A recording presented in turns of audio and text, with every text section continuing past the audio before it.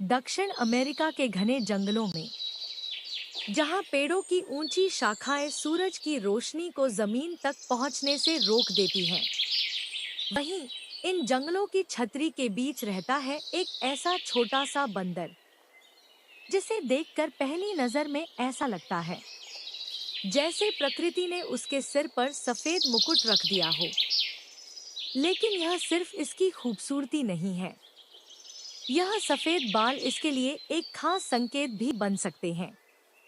खतरा महसूस होने पर यह अपने सिर के बालों को खड़ा कर लेता है, ताकि सामने वाले को यह अपने असली आकार से बड़ा दिखाई दे। इसका नाम है कॉटन टॉप टैमरन। वैज्ञानिक नाम सैग्विनस ओडिपस। वजन सिर्फ लगभग आधा किलो। लेकिन इसकी दुनिया छोटी बिल्कुल नहीं। यह जंगल की ऊंची शाखाओं पर दौड़ता है, कूदता है, खाना खोजता है, अपने परिवार से बातचीत करता है और अपने बच्चों को जंगल में जीना सिखाता है। लेकिन इस खूबसूरत जीव की कहानी का एक दूसरा पहलू भी है, क्योंकि आज जंगल में इसके लिए जगह लगातार कम होती जा रही है और इसकी पूरी प्रजाति का भविष्य इंसानों के फैसलों पर भी निर्भर करता है। हमारी कहानी पहुंचती है कोलंबिया के उत्तर पश्चिमी हिस्से में। यही वह इलाका है जहां कॉटन टॉप टैमरन आज जंगलों में पाया जाता है। यह जमीन पर रहने वाला बंदर नहीं है, इसकी असली दुनिया है पेड़ों की ऊपरी छतरी। दिन का ज्यादातर समय यह शाखाओं और पत्तियों के बीच बिताता है। इसके हाथ, पैर और पंजे इसे पेड़ों पर चढ़ने, तेजी से दौड़ने और एक शाखा से दूसरी शाखा पर छलांग लगाने में मदद करते हैं।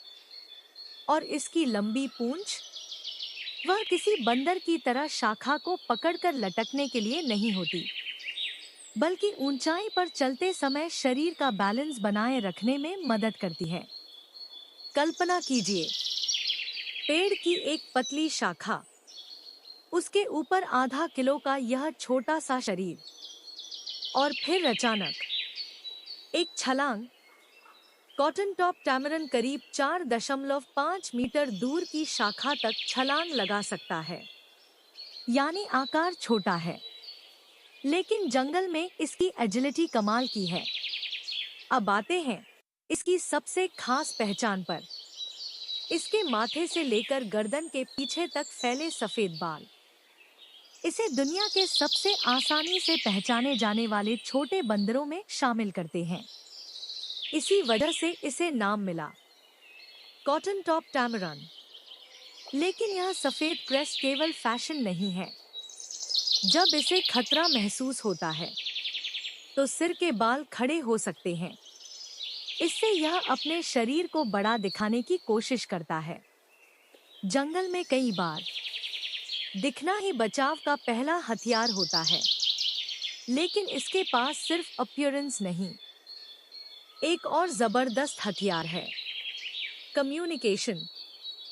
और यहीं से इसकी कहानी और भी इंटरेस्टिंग हो जाती है।